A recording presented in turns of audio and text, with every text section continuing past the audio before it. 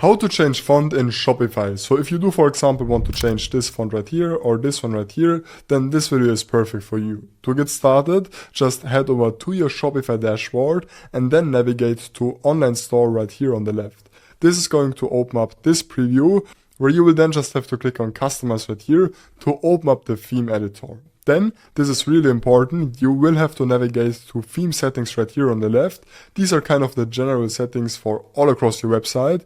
And then right here under typography, you can actually change the font of, first of all, your heading, which would be the first right here, or you can actually also change the font of your body. So if you're going to click on change right here, you can then see, okay, you are going to have tons of different options. So let's, for example, go with this Azul one, and now this is going to be updated accordingly. If you found this video helpful, make sure to like and subscribe and check out my free resources down below to supercharge your Shopify journey.